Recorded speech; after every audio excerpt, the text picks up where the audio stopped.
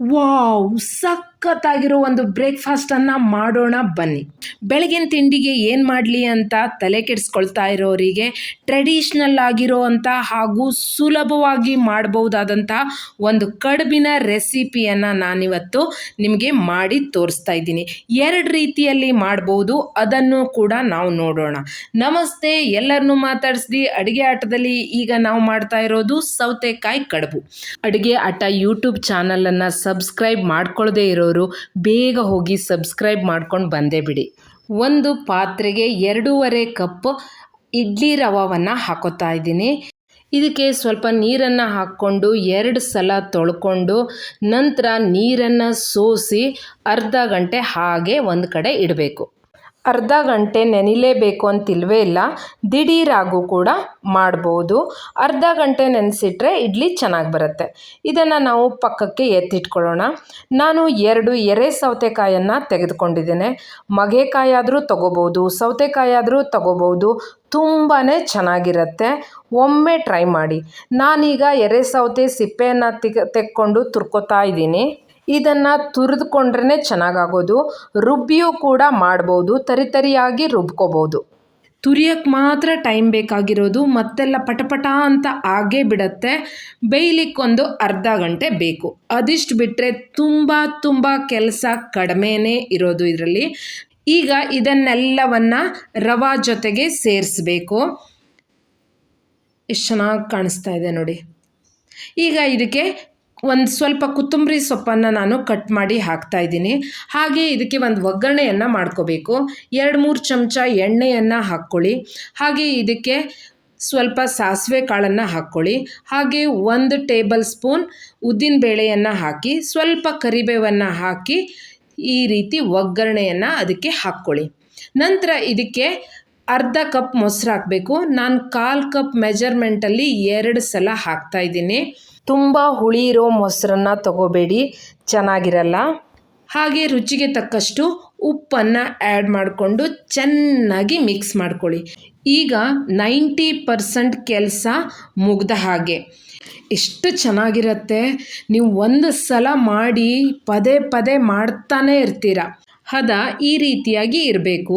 ತೊಳ್ಕೊಂಡಾಗ 2 table spoon ನೀರಿತ್ತೇನೋ, ಹಾಗೆ ಮೊಸರು, ಹಾಗೆ ಸೌತೆಕಾಯಿ ಬಿಟ್ಕೊಂಡಿರೋ ನೀರು, ಇಷ್ಟಿದ್ರೆ ಹದ ಸರಿಯಾಗಿ ಬರುತ್ತೆ. ಈಗ ನಾನು ಇಡ್ಲಿ ಪ್ಲೇಟಿಗೆ ಎಣ್ಣೆಯನ್ನು ಹಾಕೋತಾ ಇದ್ದೀನಿ. ಇಡ್ಲಿ ಸುಲಭವಾಗಿ ಬಿಟ್ಕೋಬೇಕು ಅಂತ. ಯಾರೆಲ್ಲ ಅಡುಗೆ ಆಟ ಯೂಟ್ಯೂಬ್ ಚಾನಲನ್ನು ಸಬ್ಸ್ಕ್ರೈಬ್ ಮಾಡಿಕೊಂಡು ಸಪೋರ್ಟ್ ಮಾಡ್ತಾ ಇದ್ದೀರೋ, ಹಾಗೆ ನಿಮ್ಮ ಅಭಿಪ್ರಾಯಗಳನ್ನು ತಿಳಿಸ್ತಾ ಇದ್ದೀರೋ, ಎಲ್ಲರಿಗೂ ಕೂಡ ಧನ್ಯವಾದಗಳು. ನಿಮ್ಮ ಸಪೋರ್ಟ್ ಹೀಗೆ ಇರಲಿ. ಈಗ ಮಿಶ್ರಣವನ್ನು ಇಡ್ಲಿ ಪ್ಲೇಟ್ಗೆ ಹಾಕ್ಕೊಳ್ಳೋಣ.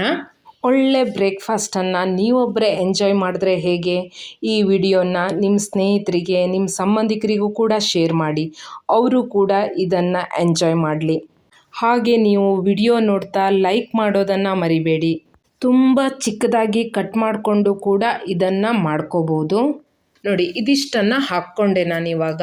ಇನ್ನೊಂದು ಸ್ವಲ್ಪ ಹಿಟ್ಟಿದೆ, ಅದನ್ನು ಏನು ಮಾಡೋದು ಅಂತ ತೋರಿಸ್ತೀನಿ. ಇದೆಲ್ಲವನ್ನು ಈಗ ಒಂದರ ಮೇಲೆ ಒಂದು ಈ ಥರ ಇಟ್ಕೊಳ್ಳೋಣ. ನಾನು ಹೇಳೋದು ತುಂಬ ಡೀಟೇಲ್ ಆಗಿ ಆಗಿಬಿಡತ್ತೇನೋ ಅಂತ ಅನಿಸುತ್ತೆ, ಆದರೆ ತುಂಬ ಜನ ಹೀಗೆ ಹೇಳಿ ಇನ್ನೂ ಸಣ್ಣ ವಿಷಯಗಳನ್ನು ಹೇಳಿ ಅಂತ ಹೇಳ್ತಾರೆ. ಕುಕ್ಕರಿಗೆ ನೀರು ಹಾಕಿದ್ದೀನಿ ನೋಡಿ. ಒಂದು ಖಾಲಿ ಪ್ಲೇಟನ್ನು ಕೂಡ ಇಡ್ತಾ ಇದ್ದೀನಿ. ಯಾಕೆ ಅಂತ ಆಮೇಲೆ ಗೊತ್ತಾಗತ್ತೆ, ಬನ್ನಿ. ಈಗ ಬಾಳೆ ಎಲೆಯನ್ನು ತೆಗೆದುಕೊಂಡಿದ್ದೀನಿ, ಅದನ್ನು ಬಾಡಿಸ್ಕೊಂಡಿದ್ದೀನಿ ಬೆಂಕಿಯಲ್ಲಿ. ಅದರ ಮೇಲ್ಗಡೆ ಒಂದಿಷ್ಟು ಮಿಶ್ರಣವನ್ನು ಹಾಕ್ತಾ ಇದ್ದೀನಿ. 1 ಸೌಟಷ್ಟಿದೆ ಅದರೊಳಗಡೆ. ಈ ರೀತಿಯಾಗಿ ಅದರೊಳಗೆ ಇಟ್ಕೊಂಡು ಅದನ್ನು ಈ ರೀತಿ ಪ್ಯಾಕ್ ಮಾಡಬೇಕು. ಬಾಳೆ ಎಲೆಯಲ್ಲಿ ಈ ಕಡುಬನ್ನು ಮಾಡಿದರೆ ಟೇಸ್ಟ್ ನೆಕ್ಸ್ಟ್ ಲೆವೆಲ್. ಬಾಳೆ ಎಲೆ ಸಿಕ್ಕಿದ್ರೆ ಮಿಸ್ ಮಾಡಲೇಬೇಡಿ. ಸಿಕ್ಕಿಲ್ಲ ಅಂದರೆ ಚಿಂತೆನೇ ಬೇಡ.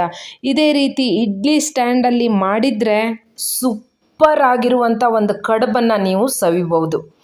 ನೋಡಿ, ಈ ರೀತಿಯಾಗಿ ಹಾಕ್ಕೋಬೇಕು. ತುಂಬ ದಪ್ಪ ಇಲ್ಲ, ಹಾಗೆ ತುಂಬ ತೆಳುವು ಕೂಡ ಇಲ್ಲ. ನಿಮಗೆ ಇಡ್ಲಿ ಮಾಡಿದ ಮೇಲೆ ಗೊತ್ತಾಗುತ್ತೆ ಎಷ್ಟು ದಪ್ಪ ಬಂದಿದೆ ಅಂತ. ಅದು ಈ ರೀತಿ ಪ್ಯಾಕ್ ಮಾಡ್ಕೊಂಡು ಏನೂ ಚೆಲ್ಲಲ್ಲ. ನೋಡಿ, ಆ ಖಾಲಿ ಪ್ಲೇಟ್ ಇತ್ತಲ್ಲ, ಅದ್ರ ಮೇಲೆ ನಾನು ಈ ರೀತಿಯಾಗಿ ಇಡ್ತಾ ಇದ್ದೀನಿ. 4 ಕಡುಬನ್ನು ನಾನು ಈ ರೀತಿ ಬಾಳೆ ಎಲೆಯಲ್ಲಿ ಮಾಡ್ಕೊಂಡಿರೋದು. 2 ಕೂಡ ತೋರಿಸ್ಬೋದು ಅಂತ. ಇನ್ನೊಂದು ರೀತಿಯೂ ಮಾಡ್ಬೋದು. ಎಲ್ಲ ಪ್ಲೇಟಲ್ಲಿ ಹಾಕಿಯೂ ಕೂಡ ಮಾಡ್ಬೋದು. ಪ್ಲೇಟ್ ಇಡ್ಲಿ ಮಾಡ್ತೀವಲ್ಲ ಆ ರೀತಿ, ಅದು ಕೂಡ ಸಖತ್ತಾಗಿರುತ್ತೆ. ಆದರೆ ಬಾಳೆ ಎಲೆಯಲ್ಲಿ ಮಾಡಿದರೆ ಮಾತ್ರ ರುಚಿ ಸವಿದಾಗಲೇ ಗೊತ್ತಾಗೋದು.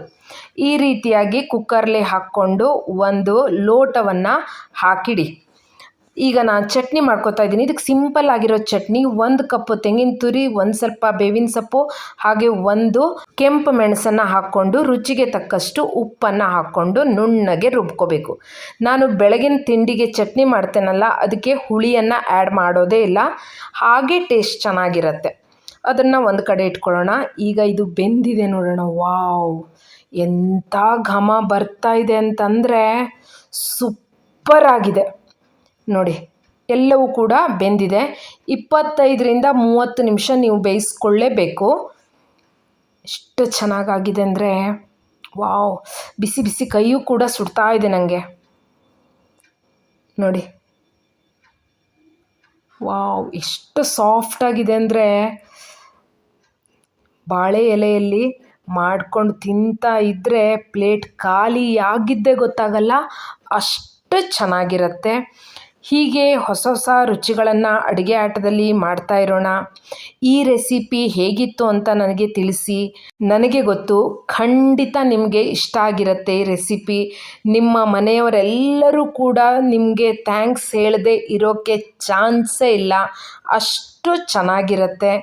ರುಚಿಕರವಾದಂಥ ಚಟ್ನಿ ಜೊತೆಗೆ ತಿಂತಾ ಇದ್ದರೆ ವಾವ್, ಸ್ವರ್ಗನೇ. ನೋಡಿ ಎಷ್ಟು ಚೆನ್ನಾಗಿ ಕಾಣಿಸ್ತಾ ಇದೆ ಕಡುಬು. ಒಂದು ಕಡುಬು ತಿಂದರೆ ಸಾಕು, ಹೊಟ್ಟೆ ತುಂಬೆ ಹೋಗುತ್ತೆ. ಘಮ ಕೂಡ ಅಷ್ಟು ಚೆನ್ನಾಗಿದೆ. ಎಸಿಡಿಟಿ ಸಮಸ್ಯೆ ಇರೋರಿಗೆ, ಗ್ಯಾಸ್ಟ್ರಿಕ್ ಸಮಸ್ಯೆ ಇರೋರಿಗೆ ಉದ್ದನ್ನು ಹಾಕದೆ ಮಾಡೋ ಈ ಕಡುಬು ತುಂಬ ಉಪಯೋಗಕಾರಿ. ಹೆಲ್ದಿ ಆಗಿರೋ ಅಂಥ ಈ ಕಡುಬನ್ನು ಒಮ್ಮೆ ಮಾಡಿಕೊಂಡು ತಿನ್ನಿ. ಹೀಗೆ ಅಡುಗೆ ಆಟದಲ್ಲಿ ಭೇಟಿಯಾಗ್ತಾ ಇರೋಣ. ಎಲ್ಲರಿಗೂ ಧನ್ಯವಾದಗಳು.